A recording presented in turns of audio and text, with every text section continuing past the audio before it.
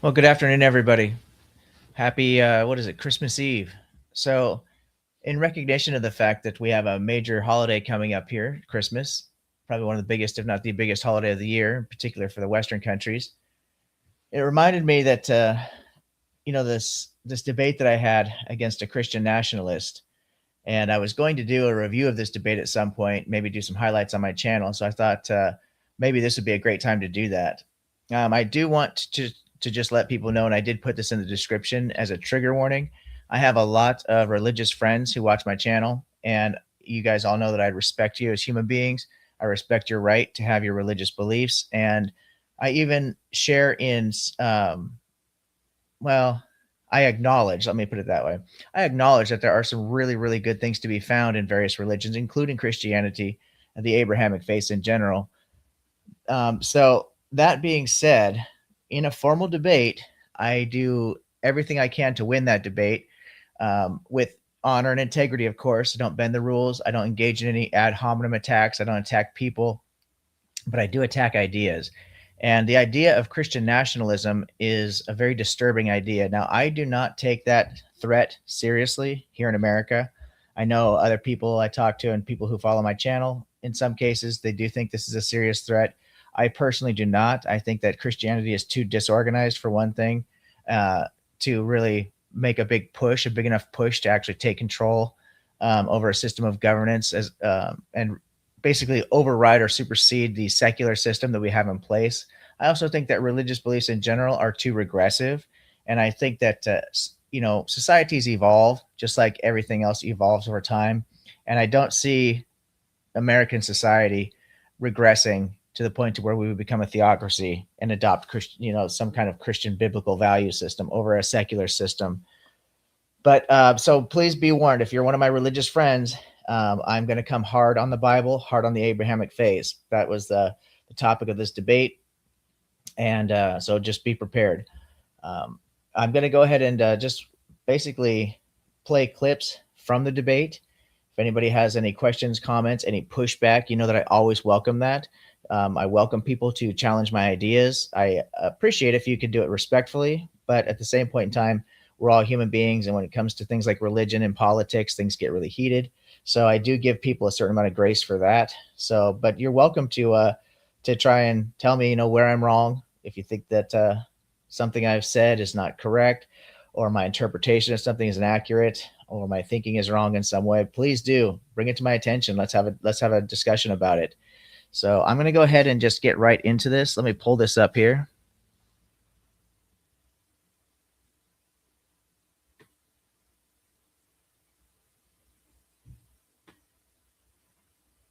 Let's see. Give me 1 second here. For some reason, it took it off the screen. That's not helpful. Sorry. Okay, so let's bring this up. Here we go. All right, there we go. Somehow that removed that from the stage. And let's go ahead and get right into it. So my opponent, Matthew Jackson, he is advocating for Christian nationalism, using the Bible as the basis for society. As you all know, I am a moral realist. I believe in objective morality. I don't think you need any religions, any gods, or anything of this nature to come to a moral code. I believe that the moral code is discovered through the virtues. And we won't really get into my objective view for morality in this debate because the topic was specifically about biblical morality. But if anybody has any questions about my views on that, please feel free to, reach out to me, ask any questions at all. This is a debate about society, not government per se. But these two things are interconnected, as a society is the broad collection of people and the relationships that they form, while government is a structured institution that organizes a society and exercises authority to make and enforce laws. So while we shouldn't just take a narrow view here, what we are specifically talking about is the idea of getting our ethics and moral values that we use to form society from the book most people call the Bible. I prefer to call it what it is: instructions on how to subjugate women, or the manual on how to own slaves, or justification of genocide. Basically, it is in fact the guide to immorality. The debate tonight is very important because the question, should society be based on biblical morality, leads us down the dark path to a theocratic system of government. We cannot avoid that. It is the end goal. It is the end result. In fact, there are a small handful of countries that still operate on a theocratic system. I think all of which use the Bible as a fundamental doctrine on which to create laws and structure their society. These range from the Christian interpretation of the Bible to the Islamic reading of the Bible. Two things to note here.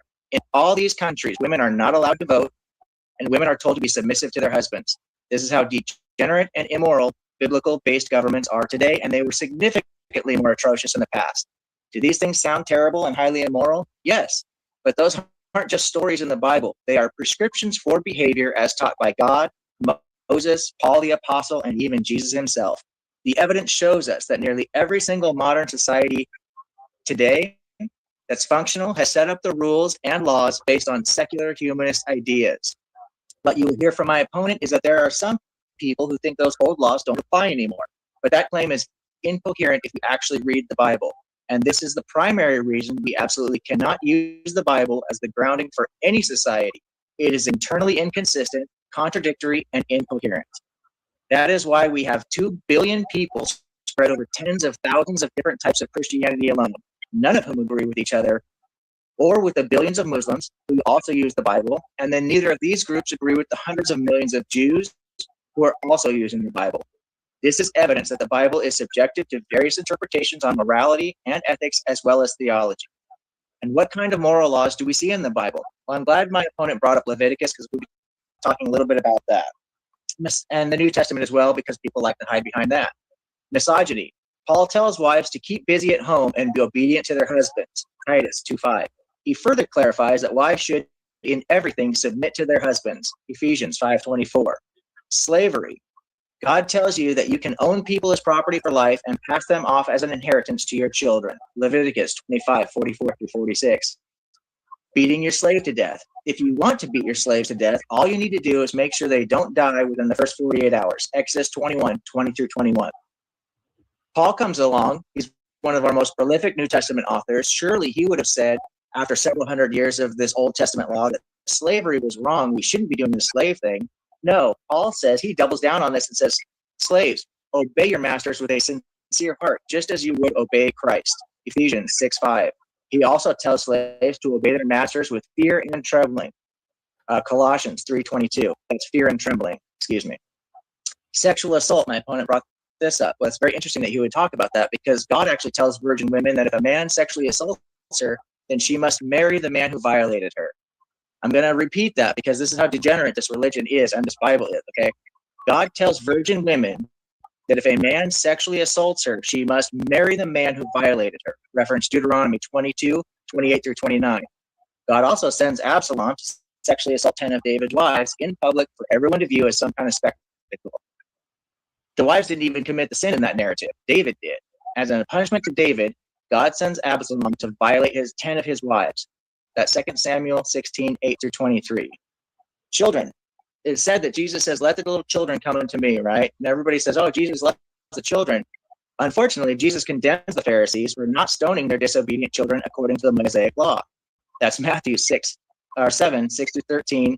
And the Mosaic law he's referring to is in Leviticus 29. Remember that Jesus telling people to love their neighbors as themselves is part of the same Mosaic law that tells people to stone their children, own slaves, and etc., etc. That's Leviticus 19:18. And at the bottom of a very deep barrel of immoral behavior that we find prescribed by the God of the Bible, God tells King Saul to kill all the Amalekites, including women and children. That's 1 Samuel 15:2-3. Complete genocide. But that fails in comparison to the global flood narrative, where God himself wipes every man, woman, and child off the face of the earth by drowning them. Reference Genesis 6:7. God says these laws are permanent. Reference Deuteronomy 4:40. Jesus says to follow the Mosaic law and that the law had not been abolished. Matthew 5:17-19. There are people who follow the Bible and think the law is still in effect. Some disagree. There are people who ignore the obvious contradiction between Jesus and Paul when Jesus says he did not come to abolish the law and Paul says the law has been abolished because of Jesus. And there are a myriad of various other beliefs among the multitude of different interpretations of this book. I have no doubt that my opponent today will have his own creative interpretation.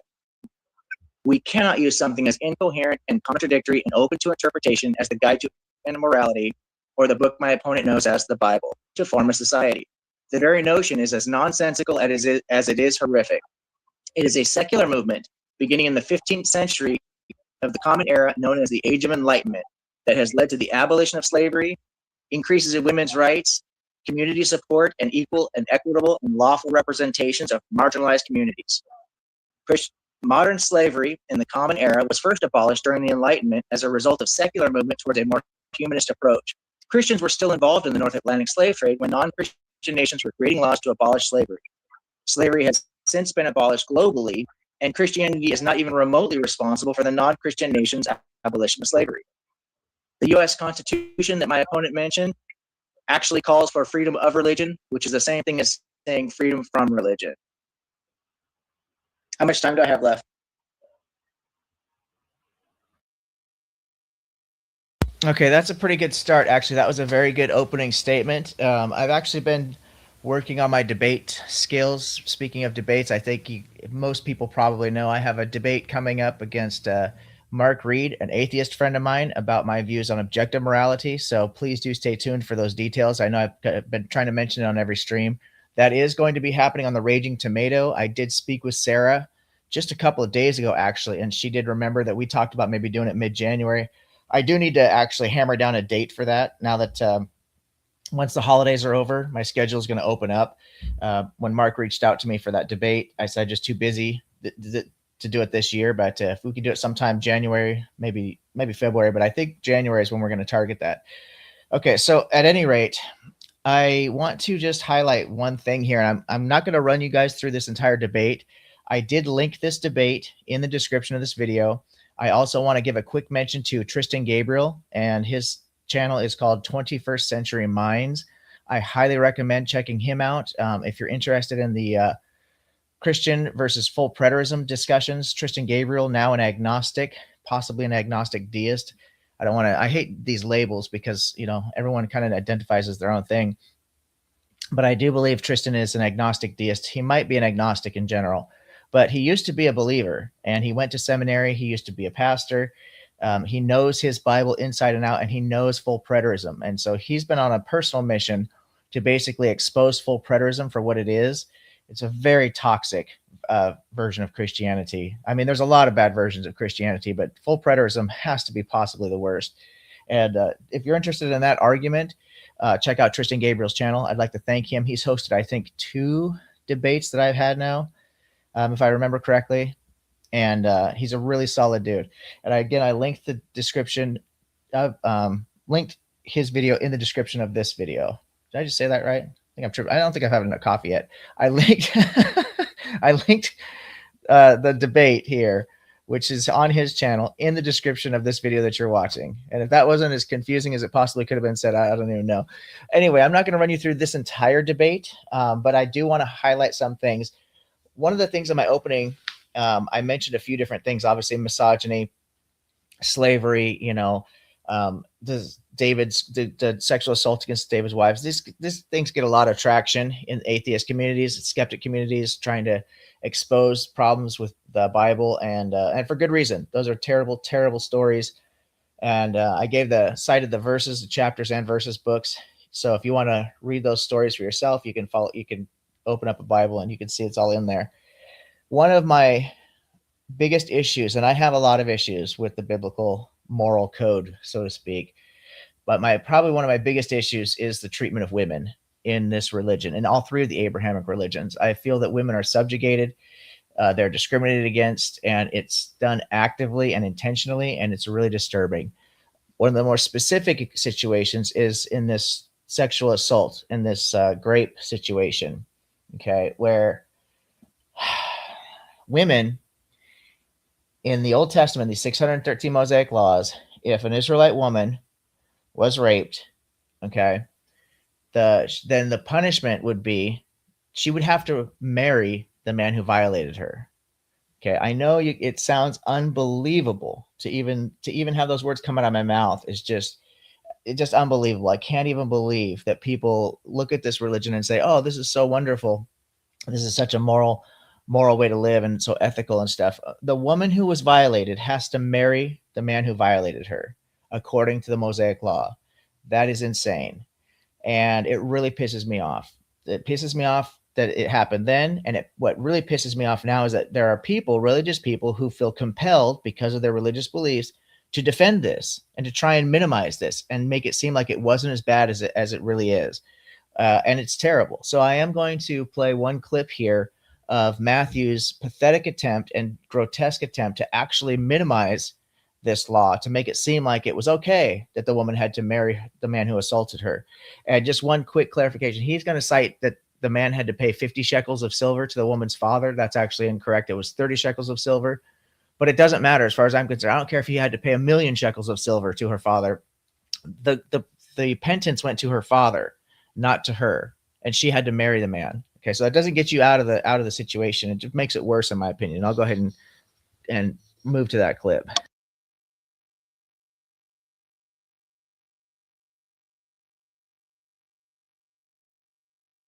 Pay 50 shekels of silver. Do you know how much 50 shekels of silver is? That's a lot of cash. It takes a lot.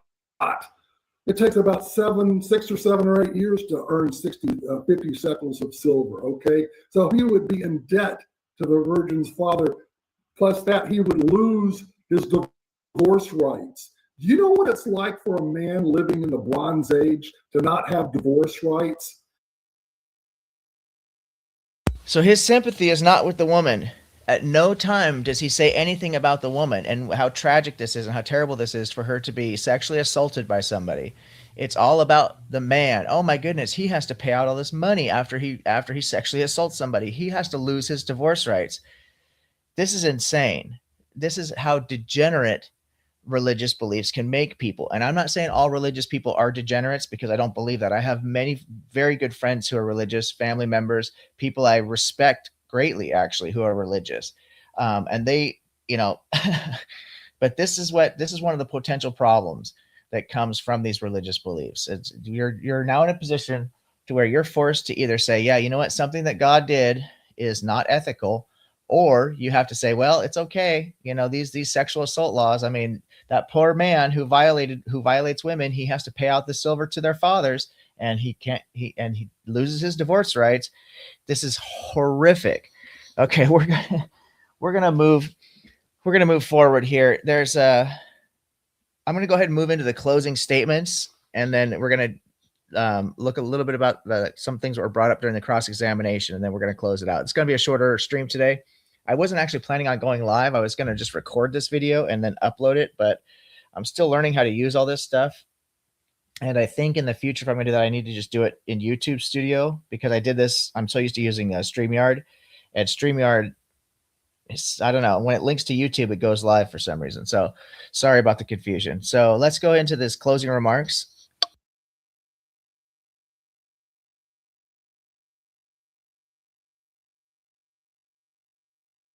It's based on another kind of morality. I have yet to find an objective standard of morality that is ethically superior to the Bible.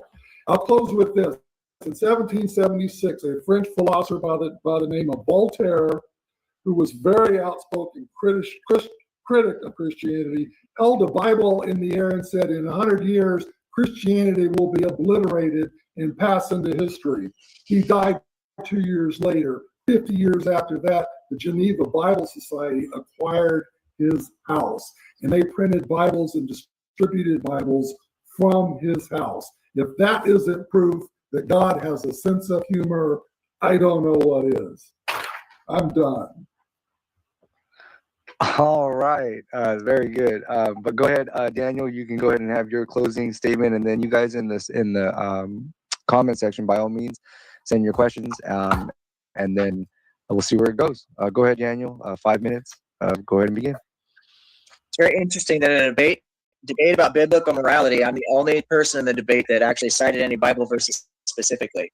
You mentioned Voltaire. Voltaire said if there were no gods, man would need to invent them. Let us be clear, as an agnostic and humanist, I wouldn't care if theists want to delude themselves with religious beliefs. And, although very regretfully, I would have to respect their personal right to hold bigoted and misogynistic beliefs in the privacy of their own homes and churches, if not open to the public. But as soon as they try to spread their bigotry and misogyny out to the public, they are actively harming people. The idea of using the Bible, the guide to immorality, as a basis for society is as abhorrent as it is reprehensible.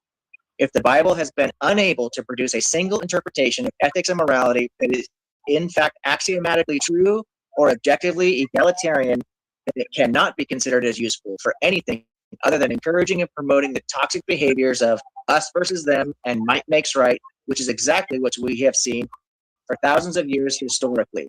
The Bible promotes misogyny, bigotry, separatism, and divisiveness, conspiracy theorists, flat earthers, and science deniers. If we use this guide to immorality to build our societies, women would not have autonomy over their bodies. They would not be seen as equal authorities in the home. Members of the LGBTQ community would be shunned.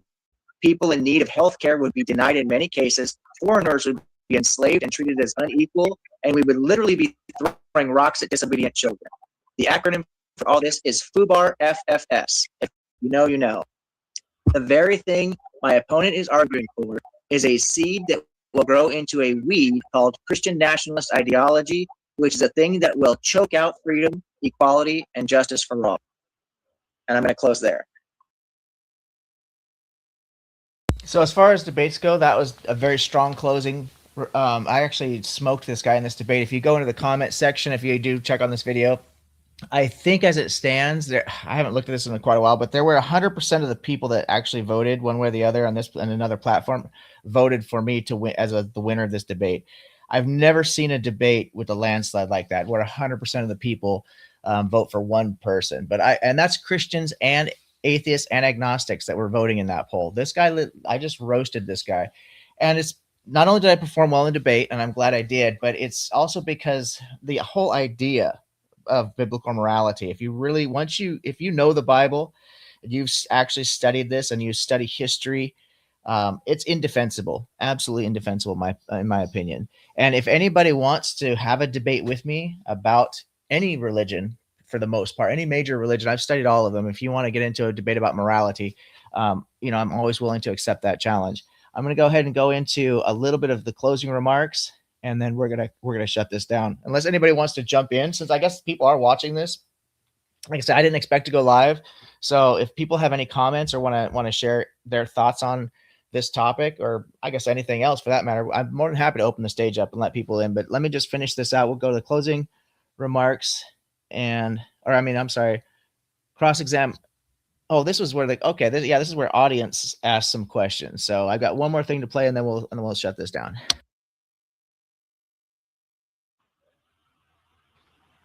All right, you guys. Thank chromosomes, you're a female. You cannot alter. As we know, the Bible is quite clear that God has a mind. All three of the Abrahamic religions actually agree on this point, which is an unusual point of agreement to get between the three different faiths, but they all believe God has a mind. Therefore, by definition, God's mind is subjective. However, the other definition for subjective is that which changes over time. We already talked a lot about how these laws have changed over time.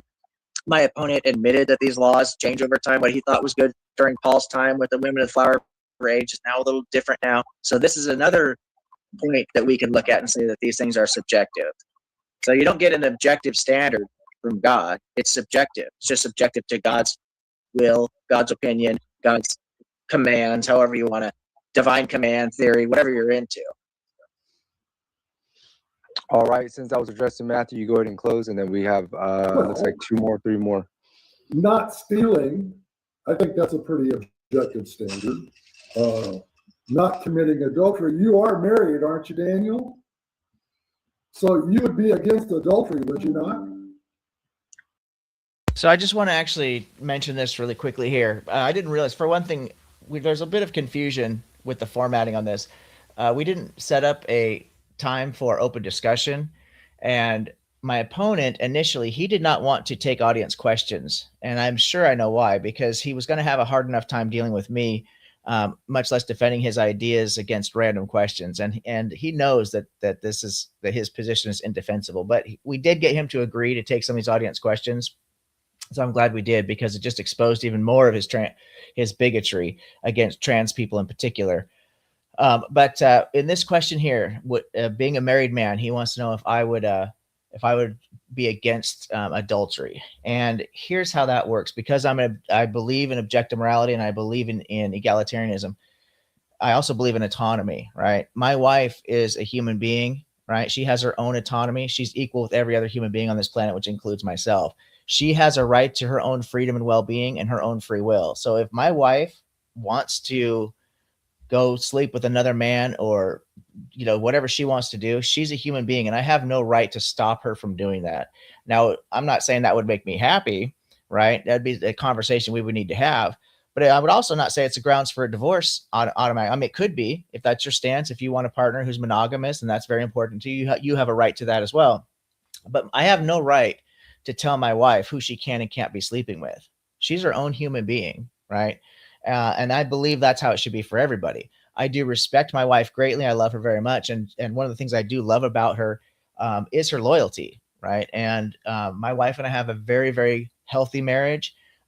We have a great sex life. We have a great partnership. So I'm really not worried about whether my wife wants to go sleep with other people or not. However, that is her choice. She can do whatever the fuck she wants to do with whoever the fuck she wants to do it with, as long as they're consenting adults, right? So, that's really, I should have taken the opportunity to explain that to Matthew during this debate, but I didn't realize that we were actually asking each other questions during this, because the host decided we could maybe do this audience question, combine it with like a kind of open discussion back and forth. So it took me a little bit of time to figure out what was going on there, but I think it would have been good for Matthew to hear that, because my view is very consistent on that. I don't have a dogmatic view that just because people are married, that automatically means they can't go have sex with whoever they want to. As far as I'm concerned, consenting adults are consenting adults, and every human being has their own equal right to their own freedom. Okay.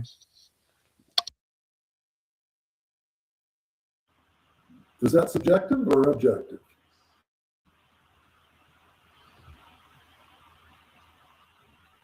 Am I answering questions, or is this because I'm not mind answering questions, but I think this is another cross-examination. But the standard for these things, like not stealing and adultery and whatever else you want to call it, these are based on what I call the 7 pillars of ethics. Okay, and that goes back to what I was talking about before, the natural law, and you need to look into what Aristotle was talking about, and even before him,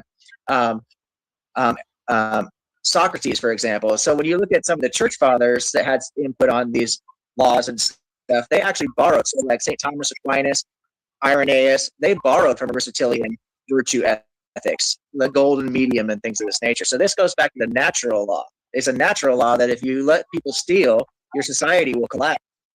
If your society collapses, evolution stops. And we know that evolution is propagation of the species. So it's all tied to nature. Well, what about Hitler? Hitler and the Nazis killing 6 million Jews, was that objectively wrong? Because in German culture and society, according to their standard of morality, it was perfectly legal to kill a Jew.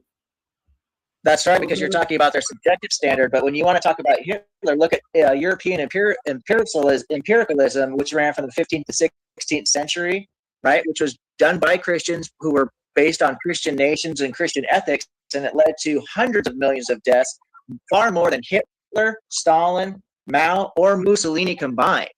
Well, I beg to differ, because Mao killed between 40 and 80 million people. Stalin killed in between 10 and 20 million people. So, and those societies were very unbiblical. I mean, they went out of their way to be unbiblical. So but you're comparing that. You're comparing that to what the Christians did, like in America, what they refer to as the Great Dying, where over 60 million natives were killed, 90% of the native population in America. The British India, late Vatican Holocaust, they call it. Conservative estimates attribute 100 million deaths in India. We've got the Congo Free State atrocity. King Leopold II regime killed around 15 million Congolese people. French colonialism in Algeria, over 1 million deaths of Algerians. And what about the Christian Crusades? 3 million deaths there. And then you look at the Inquisitions of what Catholics did to Protestants and what they were doing to each other. You've got over 4 million deaths there. So what Hitler, Mussolini, Stalin, and Mao did pales in comparison to that. Well, how many millions did the Islamic Crusades? You mentioned the Christian Crusades, but you didn't mention the Islamic Crusades. There were millions killed there too. So I'm sure there were. They were based on they're basing their whole thing on the Abrahamic faith as well. I'm glad you. Okay, so that was a wild debate. It was well fought on, poor Matthew. He was in way over his head trying to defend biblical morality. It's an indefensible position. I'm glad that we've moved into a more secular concept in the Western nations, and I do project that we're going to continue to make progress in that area because secular, I think you could call it secular humanism, right? Is probably a more the better colloquial term for it. And this is tied really to technology and the advancements in technology. To be honest with you, they tend to go hand in hand. Technology grows at a much faster rate, obviously, much faster rate than social evolution does. But everything is progressing forward. So let me see. Since there are people who are watching this, I will go ahead and open up this. Um, how do I do this here? Let me open up this. Oh, I got to put a link in. That's how I do it. Where is the link? Oh, it's right here. I hope this is the right thing. I think this is it. I really need to spend more time figuring out how to use these programs and stuff like this. I'm so busy with work. I picked up 2 more clients. Now that I'm back in the gym, getting my own health back, I've been doing personal training on the side. I picked up a couple extra clients, which is typical around the holidays. People want to get fit for the holidays, and they also want to make those New Year's resolutions. And so it's not uncommon for me to be able to pick up clients at the gym for that. Now let me see. Okay, so I think I can pin this now. I hope I did this correctly. But anyway, so between that and then I've got obviously my full-time job, and then I've got a gal who she's actually trying to compete in the professional soccer league and women's soccer. So I've taken her on and I'm training her. Well, it turns out that she actually is a media marketing manager. So we're doing kind of a product swap, or if you will. So she's actually helping me build some of the social media stuff that I just don't have time to even get into. So she set up like TikTok and or what the fuck was it? She set up an Instagram and something else. I can't remember what she did. She's doing. I can't even keep up with it all. There's Chris Moore. Let me bring you onto the stage, brother. Hey, And give me 1 second, Chris, before I say hello. Yeah, so she set up. So there are links now on my YouTube channel to a few different social media platforms, and so the channel is growing. In fact, the channel growth, I've been at it. This is actually going to be the 3rd week, and I'm already coming up on 100 subscribers. I've got over 6,500 views. I cannot believe how fast this channel is growing, and I really appreciate all the support that I've been getting. And then I was talking about how busy I am. I got of the consulting thing. So I also do the restaurant bar business, and I've got a consultation for a bar startup, and we're not supposed to start that until next year, but we've got the blueprints that we're going over, and there's some licensing and permits we're getting done. So we won't break soil until probably January, February, or something like that. But I've got so much going on, so I don't have time to really learn how to use all these platforms and stuff. So you guys have to forgive me. I know my channel with YouTube is not professional. I've gotten a lot of help from people. There's a gal who started making thumbnails for me. I mentioned my media marketing manager that she's been doing stuff. So it is getting better, but mostly because other people, not because of my own efforts, I have to admit. So Chris, how are you doing, brother? well, I'm doing okay. Just I don't know. Well, I'm talking about, like, if you were to talk about the, like, reference to the video that you showed earlier, it's like Mao, Pol Pot, um, Stalin is basically one of the 2 classics of when they say basically about quote unquote atheist morality for some reason. And they want to just kind of scapegoat the whole thing, and it's like every single time. Anyway, sorry about that.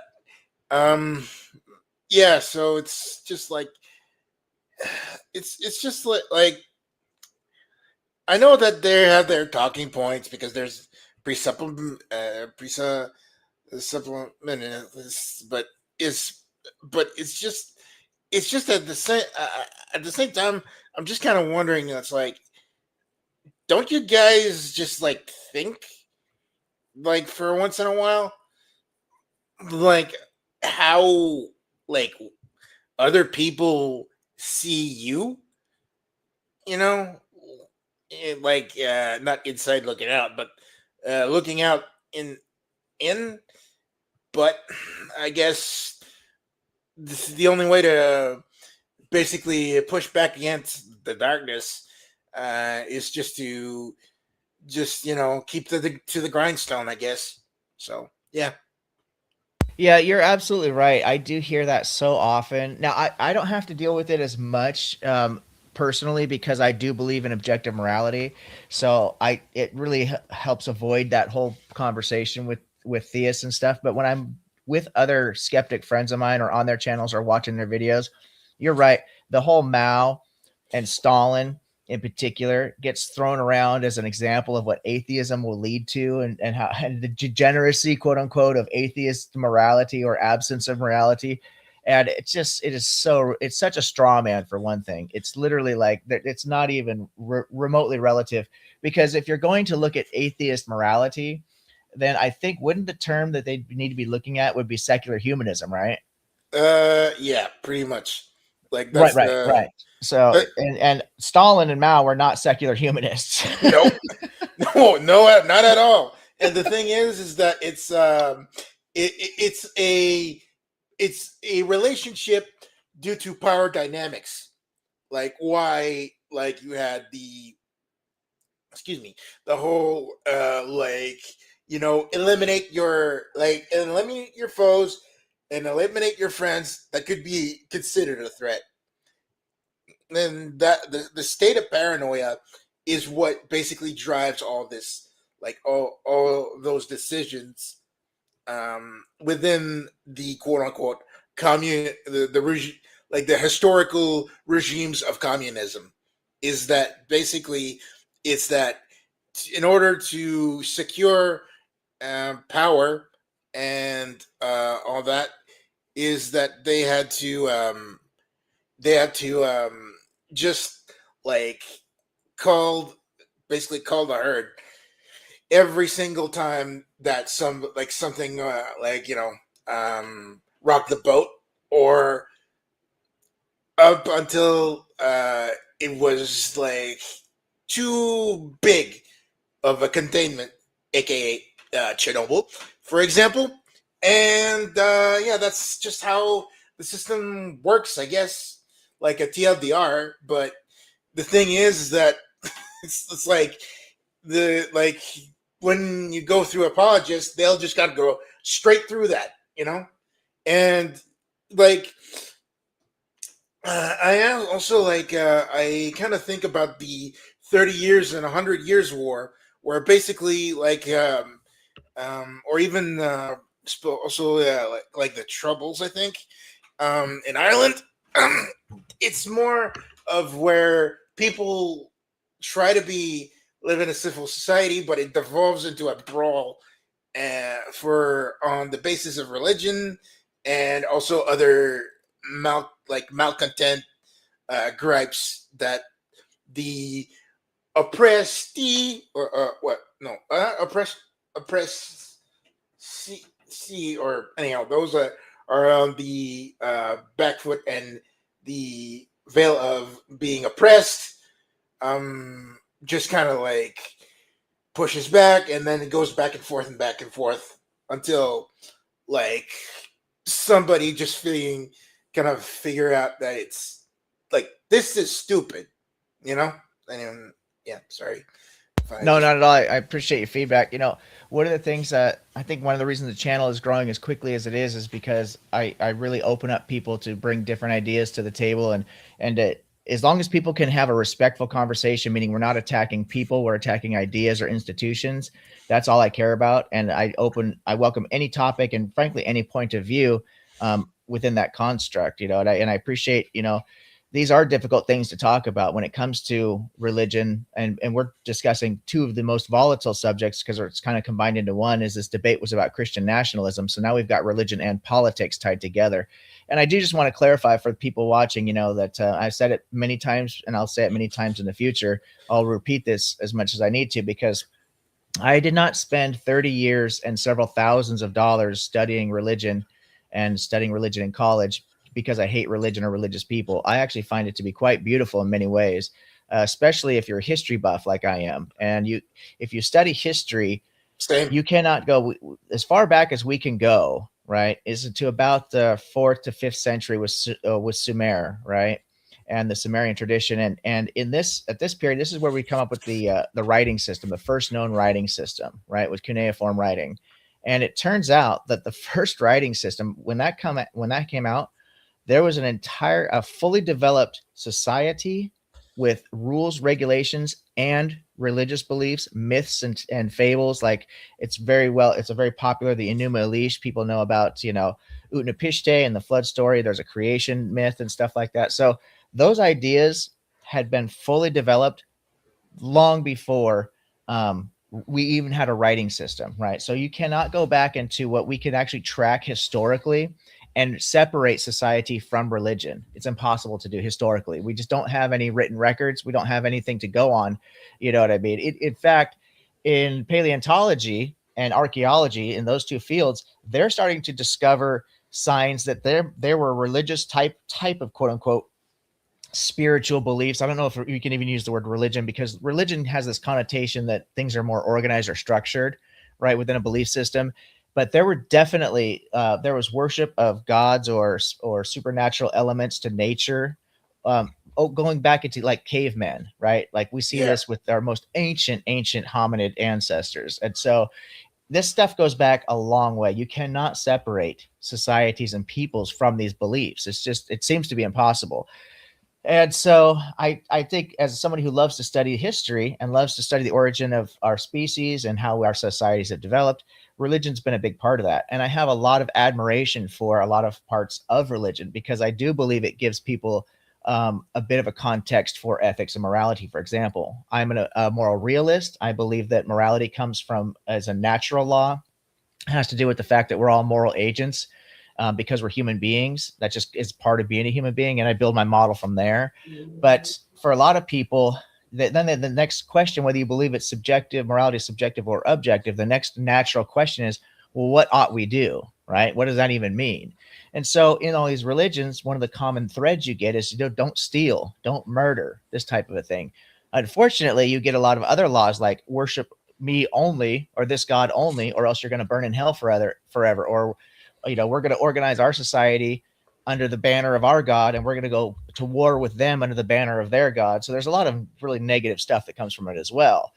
You've got to know how to separate the two. I love the poetry. I love the wisdom literature. In fact, the book of Proverbs is probably my favorite book in the Bible. And there's a lot of good books in the Bible, certainly a lot of good passages and a lot of good ideas, as much as there's a lot of harmful stuff in there. So you need to take it for what it is. It's not religion that I hate. It's the way that people use religion as a tool to hurt other people and other people groups, marginalized groups in particular, or the others, right? It's us versus them. Yep. So when it comes down to that type of thing, and when in this particular debate, we're talking about Christian nationalism, this would be extremely regressive to go into a theocracy from how much progress we've made as a result of secular humanism, right? And so I don't take it seriously as a threat, because I personally, I've said this before, I don't think they're organized enough to actually do anything that would really set us back that far. I think you're going to get pockets of bad ideas. Some schools want to put the 10 commandments up on the wall or some bullshit like that. But to me, this is not, now I don't have children, but if I did have children, I'll tell you what, I would raise them with my ideas, or my ideas of what's right and wrong, and raise them to be skeptical and to ask the right questions and stuff. So your children, you cannot protect your children from being exposed to bad ideas, especially with the internet. So I just don't understand why parents are so worried about what the school is going to teach their kids, because you can't avoid it. Whether it's in school or not, they're going to come home and they're going to get on the internet and they're going to see far worse. Or they're going to. There's like I know that it's pedantic, but when was your first porn video, or when you tried to sneak into the adult section of a video store, if for old schoolers, I guess, Exactly. Your dad probably had a nudie magazine, or your uncle or something like that under the bed. I mean, you're not going to stop kids they're going to figure shit out at one point or another. You can tell your kids don't smoke, don't do drugs, don't drink, and all that stuff. But at some point, they're going to be hanging out with their buddies, and someone's going to pull out a joint or a cigarette or sneak a beer. I mean, you can't shelter your children. That's just not a good way to try and raise them. Yeah, but like well, but also there's from experiences too. Like for me, like if you want to go to like to a cigarette or even I would say like alcohol probably. I just kind of had experiences of essentially my grandfather having lung cancer when he was young, and as a result, from him quitting and just kind of doing preventive measures, he basically had a like a huge scar on his stomach because they had to open him and operate him and stuff like that. So yeah, that was a bit of a like a like of a Like a deterrent. yeah, deterrent. Yeah, it was a deterrent, and also I also knew, I knew that my one of my aunts was, smoking was basically chain smoking, and I just was like, nope, I don't want this, please. Or even at one point, I would say when I was almost like close into my mid-teens, I basically drank champagne just on a New Year's Eve type of thing. And I just kind of equated to well, it's just the fact that me having cerebral palsy, I'm already at a disadvantage to when it comes to stability or something like that. And being inebriated for the first time or getting the buzz for the first time, it was not a good feeling, and that's why usually for me, I usually take six, like, well, not like I usually have a rule to have like six drinks a year or something like that. So yeah. Anyway, Yeah, control. I'm a big advocate of control as opposed to just abstinence in most cases. Now I grew up on the streets. I used to have a drug and alcohol problem when I was younger. I got into a lot of trouble because of drugs and alcohol. I don't know how many people actually know this about me or not. I know that some people on the internet do know, but I used to work in the adult industry, so I have a lot of experience when it comes to that type of that whole world. And my views on pornography and things of that nature. I probably should do a video talking about that at some point, because I know that there's a lot of shame that people get thrown at them and stuff because due to like pornography or strip clubs and things of this nature. And having worked in those industries for 4 years, been around the people, been involved in things like that, I probably have a more tangible view, a more realistic view of those things. And I think I should do a video about that, talking about that at some point, because that is a conversation I think I'd like to have with people. Just get my ideas out there. But as far as the drugs and alcohol, yeah, I do think that they can be very risky, and speaking from personal experience. However, I have overcome that many, many, many years ago. In fact, drugs in particular, I haven't done in probably almost over 20 years. As far as alcohol goes, I'm in the same boat these days. I might drink alcohol like 2 or 3 times a year. In fact, I've got a very expensive bottle of scotch that I was planning on opening for Christmas, and I might even open that tonight and enjoy a glass of scotch. But a couple times a year, if you could keep it to 1 or 2 glasses at a time, that type of a thing, there's yeah, no reason that there's anything wrong with drinking. Now, I know some religions, like Islam, for example, I believe prohibits alcohol entirely, and I think there are definitely some Christian denominations that prohibit alcohol. I can't remember, the Quakers, I believe, are one of them. But so there are obviously religious sects that absolutely prohibit alcohol, but I don't think alcohol in general is a problem. It's so much it can be, though. That's the thing. Same thing with drugs. I think that, in fact, there's an interesting study that I came across when I was doing my own recovery, that they did tests with people with cocaine, right? And it yeah, turns out that with a very small amount of cocaine, people were actually more productive in the workforce. I believe you, and that's me, and for me, that's coming from a son of a pharmacist. So yeah, Well, that's So the other angle of it too, and I've always felt this way. Even when I was knee deep in my own addictions and stuff, is that a lot of people who are pointing the finger at me, they're all hopped up on antidepressants and anxiety medications and pain pills and everything else. You know what I mean? And I'm not against antidepressants, and I want to be clear about that. Well, I was for a while because I saw it as basically being just a chemical answer for something that you should be able to overcome with counseling and with a proper mental approach. But unfortunately, I was wrong. And I feel bad about some of the things I said to people about antidepressants, because it turns out that there's a real chemical imbalance in many people. It's not just a matter of perspective when it comes to depression. There's actually I think they call it clinical depression. If I'm I might be yeah, using the wrong term there, but I believe it is clinical, at which point your body is not producing enough of the right serotonins and endorphins and things of that nature. So you do need chemical intervention, right? And that's the beauty of science, is that we can do that. So I do think that anybody who is struggling with depression, another video that I plan on doing here in the near future, is you need to seek medical advice, and counseling is always a good idea. I do believe there's some really important things that you can do for self-healing, things that I did because I struggled with depression. I was suicidal when I was younger. In fact, I could tell you what it tastes like to have a gun in your mouth, because I put one in my own mouth at one point, and it's wild to think back at those days and stuff like that. But you can overcome these things with a proper mental approach. However, if you're not able to do that because your biology is not set up for it, or just your mind is not strong enough, whatever it is, you need to do whatever you have to do that's healthy and legal to try and figure out how to overcome that, because depression can be absolutely debilitating. And drugs, but as far as the pharmaceutical thing goes, it is just another form of drugs. I mean, all the street drugs, the biggest problem with street drugs is that it's not regulated, whereas the yeah. stuff you get from your doctor is. And that does make a big difference. So then you get into the fact of, well, is it the drug that's a problem, or is the habit and the way it's being used and dispensed and that sort of thing, is that the problem?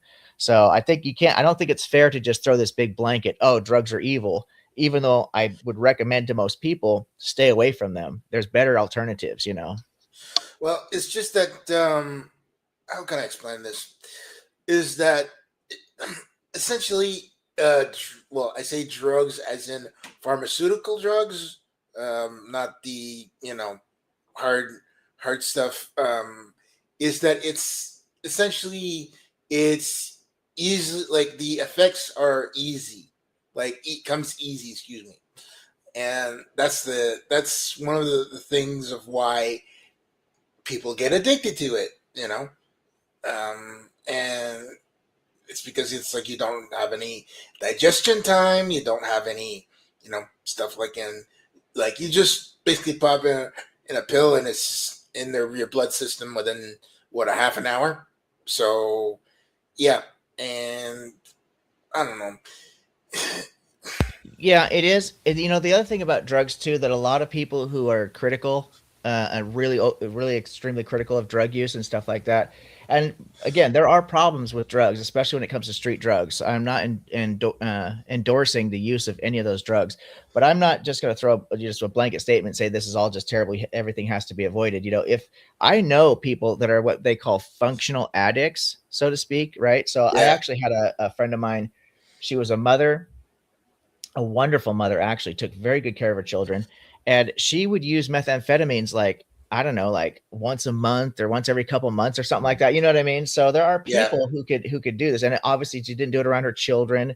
She would just go out and she'd have like a party night with her friends or something like that. I've known a lot of people actually who do this. They party, like a couple times a year. Same thing with my drinking. I'll drink like maybe around my birthday, maybe. On my wedding anniversary is another time I might have a drink. And then around Christmas, it's kind of a tradition for me to have a drink around Christmas. And I only have a couple glasses at the most in one sitting, and I'm talking like, small glasses, not like, big old, whatever. I never get much. inebriated. Yeah, I make sure that I don't drink enough to get inebriated, but I do enjoy a good glass of scotch, which is why these days, now that I can drink for taste, I can buy a $300, $400, $500 bottle of scotch because I'm only doing it once a year. One bottle lasts a whole year. So if you can have this element of control, I think that it's in whether I know people who use marijuana. I used to use marijuana medically. Actually, I grew my own marijuana. I found that through exercise, I learned when I studied to become a personal trainer, I actually learned a stretching routine that allowed me to overcome the back pain that I was having, and then strengthening the specific muscles I needed to. And so I was able to stop using the marijuana because I didn't need it anymore. And I personally, I don't actually like being inebriated. You know, there was a time when I was into drugs and alcohol, heavy usage. I only wanted to be fucked up, you know. So, but Yeah. now these days, I prefer to have my wits about me. It's just I just don't like to be I just don't like to be high or drunk or anything like that. It doesn't feel good. I don't like to not have control of my senses and stuff like that. So Yeah. it's to It's each like, their own, but moderation. And I think what you said about control, you know, you take these drugs, and if you don't have your doctor's advice and you're not doing this under doctor supervision, you're taking too much, you're taking the wrong kinds of drugs, you know, and that's when it becomes very dangerous. yeah, it's like one time when I was 18, well, to like for me, because another condition that I have is that I'm a unscheduled epileptic, meaning that I do not have I had epileptic seizures in the past, but they basically brain scanned me and they couldn't really find the actual cause of it. So yeah, so as a preventative measure, I was taking relaxatives, or well, or well, a lot of people mistake it for the pills for depression, but it's no, it's actually to calm my brain activity in my head, because anyhow, for X amount of reasons. And yeah, like for I think like I was 18, like for the full summer it was hell, because the doctor and my mother, who was a pharmacist, was trying to figure out like what type of medication that was best for me. And most of the time it was like too little or too much. And they couldn't really, well, the medication that I was in at first, it was basically very, very known for having either you have too much or too little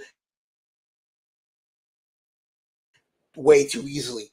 So so yeah, at one point I basically was just like kind of crumpling on the ground, just feeling tired and all that stuff. And whoops, 2 weeks later, like it wasn't even in my system almost, you know. So, or in vice versa. So yeah, eventually they settled on something. I'm sorry if I can't really give the name. I'm not really good with those, but anyway, uh, yeah.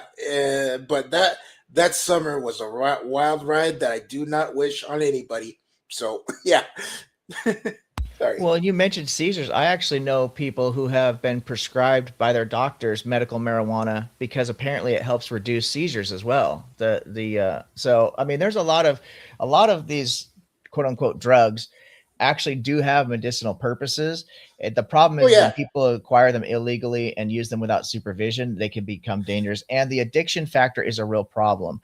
However, the one thing that a lot of people who haven't been down this road don't realize is that most people who are using drugs are not using them because they're having a good time. They're actually trying to cover up some kind of pain, whether it's physical pain or emotional pain or mental pain.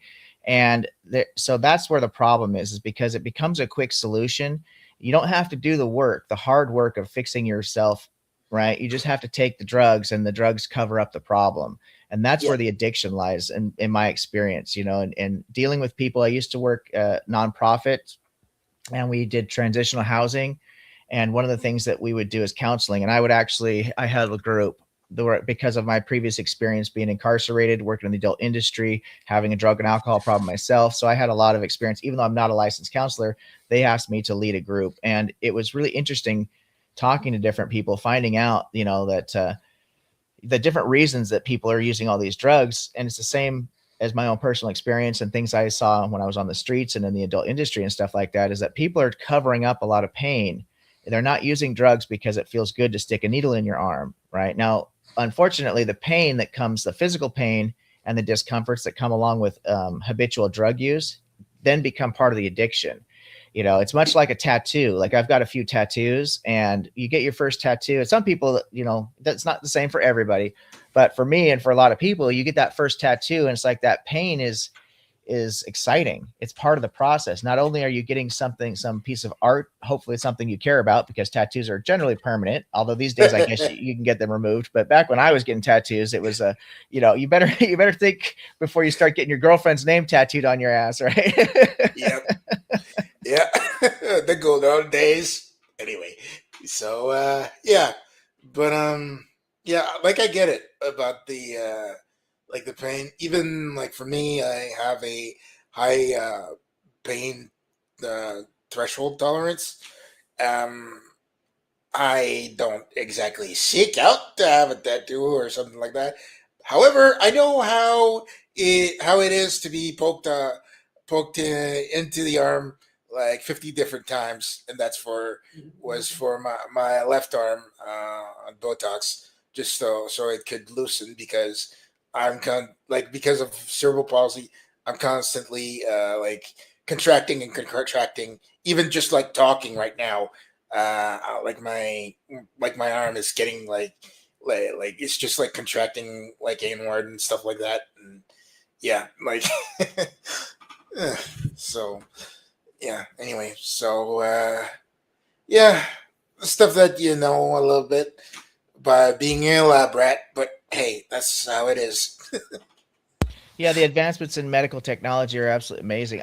For people who don't know, I had some very, very serious medical problems myself. That's actually how I got started on this whole YouTube community and stuff, because I was stuck. I spent almost 2 years, a little less than 2 years, stuck either in the hospital or on my couch. I literally could not move. I've always been very athletic my whole life, physically fit, sports, martial arts. I mean, all my whole life, and I just had a passion for it. And I was about 175 pounds, just rocked out solid. And then I just fell victim to this disease that I was apparently born with and had no idea. I'd never had any symptoms or anything like that.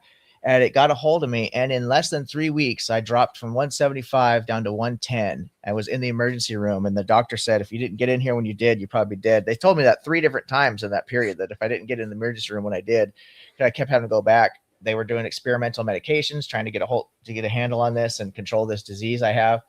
And my wife is watching me just continue to deteriorate. She's like, you better go back to the hospital. I was like, no, I'm just having a bad day. It'll get better. They said it would take a while to see if this medication would take effect. You know, my wife's like, no, you are dying. You need to go to the hospital. And it turns out she was right.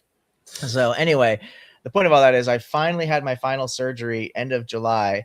They wanted me to wait about 6 to 8 weeks before I start doing anything. Like I couldn't even, my weight restriction was 8 pounds. They didn't want me to lift anything more than 8 pounds. Well, fucking, for a lot of people may not know this, but a gallon of milk weighs 8 pounds, right? So that's how little 8 pounds really is, right? Like I couldn't do anything. And I got through that, and they released me to start exercising again. So having been a certified personal trainer, I'm starting to film fitness videos so that people can follow my journey to try and build my temple back up. And if anybody has any questions and needs any advice, and fitness is something they either are really into or want to get into, if they're trying to recover from an injury, whether it's a chronic injury or a sports injury or injury at work, I have a lot of knowledge about that type of thing. Please feel free to reach out to me. My contact information is in the description of my channel. You can email me, and I'm happy to give free advice when it comes to something like that, because I love Do you helping know people. Cameron Bennett by any chance? The name sounds familiar, but I can't place it. Yeah, he's a trainer also. Basically, for most of the time, it's he's like you're floating on GM Mapperson's channel. Oh, that A must be couple where I of saw it. Okay, that must be where I yeah saw his name then. I was like, I yeah. feel like I've seen that name Anyway, before. just to let you know that he trains also. He's a trainer too, and yeah. I do get paid for doing that here in my hometown. Obviously, I do it in person. In fact, I think I was talking about that earlier. One of the reasons I'm so busy, I pick up part-time work because I'm in the gym already. And so it's basically free money to me because I'm already going myself. So, if a client wants to learn, pick up a routine, I can take them on the same days that I'm going. And then if it's an upper body day, I put them on an upper body day, or if it's a lower body day for me, I'll put them on lower body. And so, like I said, I'm already in the gym, so I might as well get paid for it. But I'm happy to give out free advice remotely. I don't expect people to fly to my state or whatever, to learn to get this information. So I just give out the advice for free on the internet on my YouTube channel, but I do actually take money for it as well. But not with my channel. Anybody who wants any free advice, I'm happy to help you out, because I do believe that I'm one of the things I want to try and do a little bit with this channel. And I know the channel is really diverse, which may not be a good thing because I don't really have a brand, quote unquote. You know what I mean? I'm just Yeah. my number one goal to starting up this channel a few weeks ago was to try and promote a respectful arena where people could get in and talk about divisive ideas and share different ideas, and get pushback. We can have disagreements, but to really promote doing it in a respectful way, because I personally believe that diversity is a good thing, that different ideas is a necessary thing, that if everybody agreed on everything, technology would become completely stagnant. So societies would become stagnant, and there would be no really beauty in life. We wouldn't get the different cultures. So I really think diversity is important. The problem is, especially when you get on the internet space, everybody is slinging so much mud. They're attacking people instead of ideas. And that's what I'm trying to do with this channel. But then I started doing the fitness thing, and I thought I could really help people, because mental health is something I want to talk about with depression and things of this nature. And I've overcome so much myself growing up on the streets. Like I said, I was suicidal. I worked in the adult industry. I've been on the very dark side of things, and I've overcome so much, been incarcerated.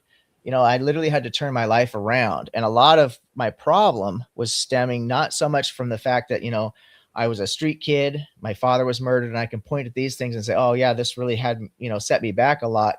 But the biggest problem was how I was dealing with these things, or frankly, wasn't dealing with these things. Right. So I thought I would try and help people out with mental health. And I am a firm believer that physical health is actually tied to mental health in many ways. So if I can help people with the physical side of things, the mental side of things, then that would be something that would be worth adding to the channel. But it might be too diverse. The channel is kind of all over the place, but it is growing really fast. I don't know if you heard me earlier, but I can't believe that I'm almost at 100 subscribers, and this is now week number 3. Yeah, Well over 6,000 uh, views. you're at you're at like 93 subscribers. Is it that many? That's insane. I honestly, bro, when I started this a few weeks ago, I did not think I would get 15 subscribers in a month, maybe total, much less in a month. I really I had pretty low expectations, but yeah, it's really blowing up. I'm pretty surprised, very happy with it. Yeah, well, I think it's when you're going to, well, at least for small YouTube channels, it's when you hit 100 that it's when you're gonna like hit the wall, quote unquote. And after that, it's gonna be a 300, and then you know mellowing up to 600, and all the way up to 5,000. And then after that 1,000, it would be like, okay, 10,000 and all that stuff. But still, but that's what one of the things though that you have to be prepared is that you're never gonna be up until the 1,000 percentile of subscribers unless you really work at it like for a long period of time, especially with that format, and especially with the subsection of philosophy, belief, faith, YouTube space. But that's just my observation. Yeah, But that makes sense. That makes sense. I mean, like I said, I didn't know if I'd get even 15 to 25 subscribers total, like ever, the whole across all time. So I am shocked that it's growing like it is. Who knows what it'll do? It may flatten out, it may plateau, it may take off. I mean, it might do all kinds of things. What I do know is I actually have jobs where I make real money. And because I spent, oh God, bro, my wife works at the hospital. We have really good insurance and everything, right? And we make good money. We do all right. I've yeah, sold my last business. I had lots of money in the bank. In fact, I was actually mostly retired I was only working because my wife was still wanting to work, and I felt kind of guilty, like, you know what I mean? Like, what am I doing? I'm golfing and kayaking all the time, you know? So I was working at a nonprofit because it was something I believed in, but I started picking up some part-time work just to kind of help, you know, do something Yeah. useful. And then I got sick and I pulled almost $300,000 with good insurance. I still pulled almost 300K out of my own retirement. So I'm now back to work to put that back into my retirement.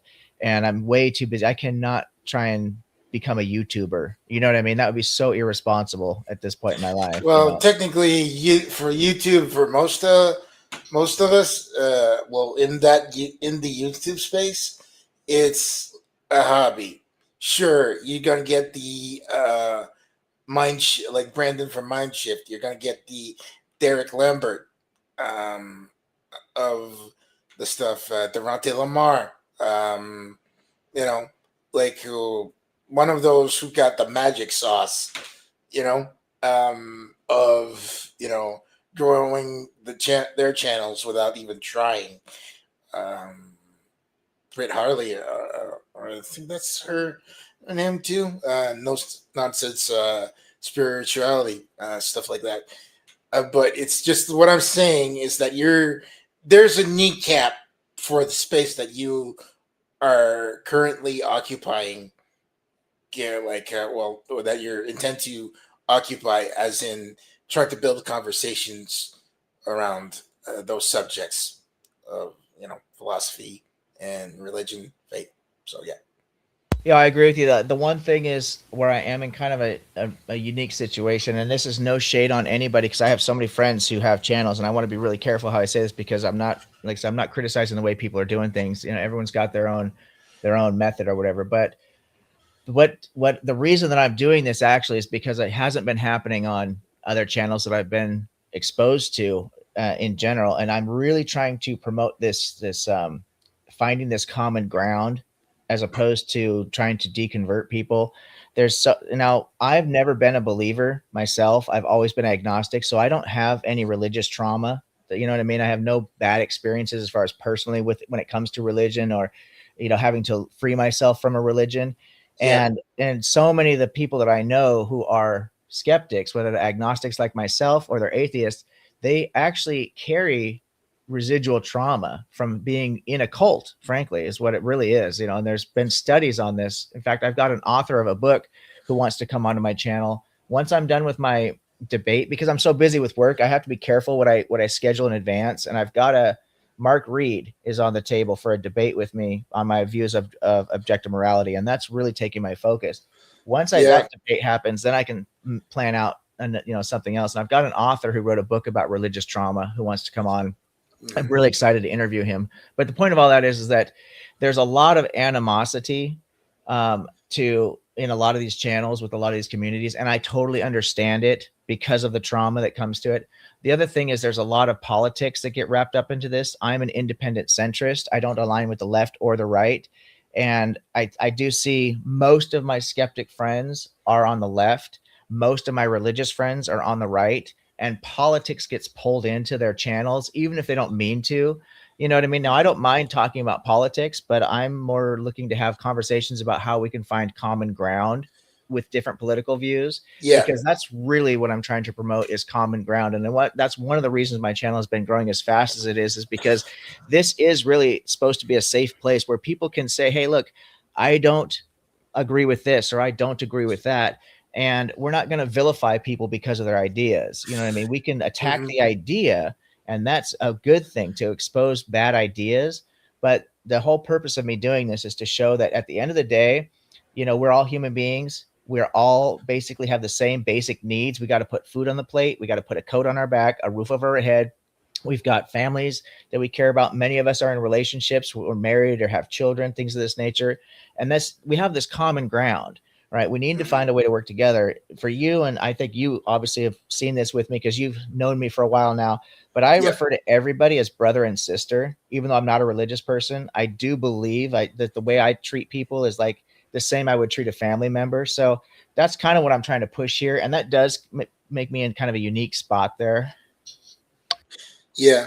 Um, Although there's one, well, not exactly stipulation, But one thing that you like, as a Canadian or non-American, one of the things that I would um, like people to appreciate is that people understand like the Overton window of politics or whatever um, as international, because for all intents and purposes, if I were in the U.S. right now, I would be considered a leftist or a hard leftist.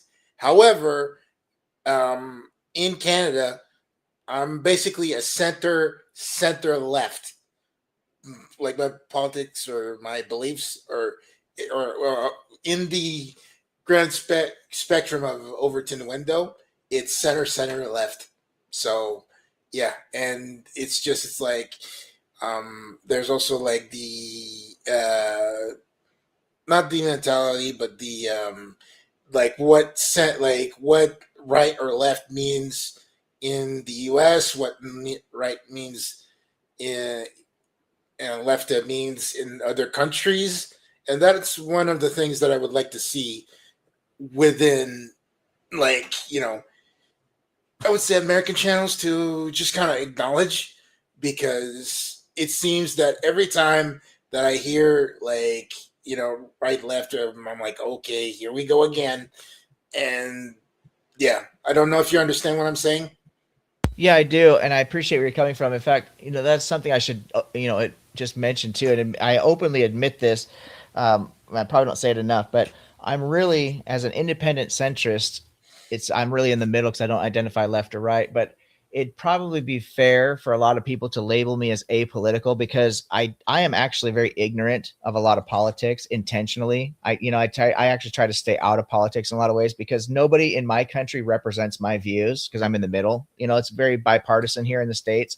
So I am very ignorant about a lot of political things, which is why I'm open to having discussions with people, because if somebody can show me something, especially if they have evidence-based, facts that they can point at and say, well, this is the problem with this policy, or this is the problem with this policy, or in the past we've seen this and that.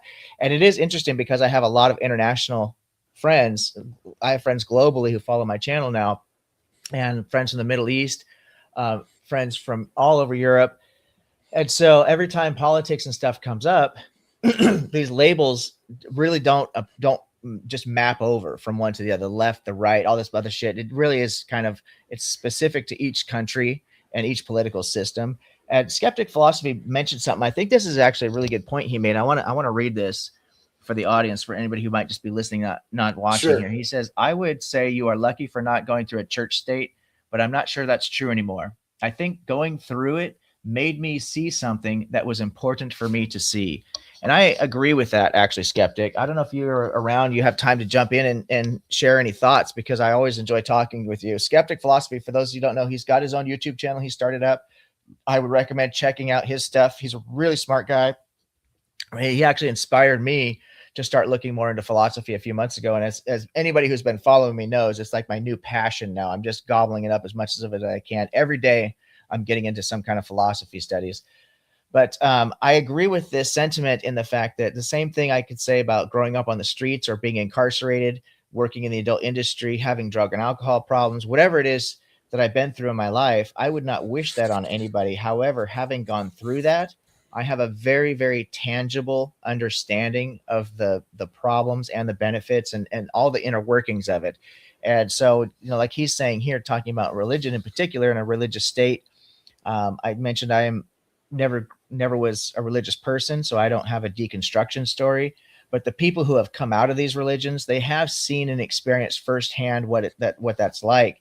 And I've only heard about it, I've read about it, I've talked to people about it, but I haven't really experienced it. And I know that it's very traumatic. Can be. The trauma it works on it's like a variable. Not everybody experiences the same level of trauma.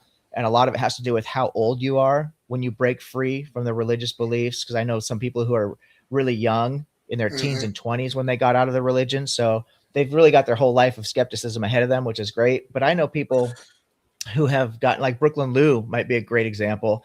I think he was in his 50s or something like that when he finally got out of religion. So that's a long time to be stuck in a particular ideology, you know.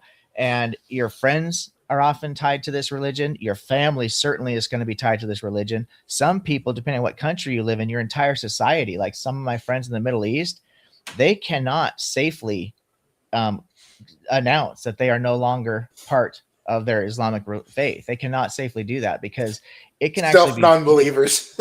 yeah, it could be, the response could be violent in some ways. And I'm not saying that all Muslims are violent people or anything like that. Not at all. Not at all. I have some very good friends who are Muslims and stuff. So that's not the case. But the case for them, particularly with their story, is that, yeah, it's actually could be physically dangerous if they announce that they were no longer following the faith. So there's a lot tied to this. I know people have told me stories about how they lost their job when they left the faith. I mean, that's wild, you know? So yeah, I do think that you can get a real tangible view for how the kind of negative effect these religions can have. And I can totally appreciate that. All right. Anyways, I think I better, well, jet. Thanks for having me, and happy holidays to you and your wife. Happy holidays to you too, brother. I'm so glad you jumped on. And I am also going to shut it down. I wasn't planning on doing a live stream. I was really just going to make a video talking about that debate that I did about against a Christian nationalist. I hope everyone enjoys the debate. When Chris Moore jumped in, we actually talked about quite a few different things. So if there's anything that was mentioned that you guys want to talk about, or any questions, any pushback, I welcome any criticism, as always. So, you know, your criticisms cause me to think more carefully about the things that I believe or that I think are true. And I think that's very important. So continue to stay skeptical. And for all of you, happy holidays. Yeah. Happy holidays. And ran somebody in a convo. I don't know what that means, skeptic philosophy. I'll be honest with you. I have no idea what you're talking about. If it happened in this chat and I wasn't paying attention, or if it was on your channel or whatever. But yeah, maybe you have to give me the details. I don't know what that means. At any rate, so I did post the link to that debate in the description of this video. And again, if you want to promote Christian nationalism or biblical morality, please feel free to come on to the stream anytime and we can have that discussion. If you want to have a formal debate with me, the topics that I really restrict myself to are topics that I'm very knowledgeable of. And so I will debate biblical morality. I'll debate objective versus subjective morality, and I will debate the global flood myth. Other than that, I don't do formal debates, but you're welcome to come on and have a discussion about anything you want. This panel is always open to people who can present their ideas in a respectful manner. And I appreciate everyone supporting the channel. I can't believe how fast it's growing, and that's all because of you guys. So if you believe in the mission of trying to share ideas with others in a respectful way and have respectful disagreements, if you value diversity, then this is definitely going to be a channel that you'll want to stick with. And I appreciate all the support. Thank you very much.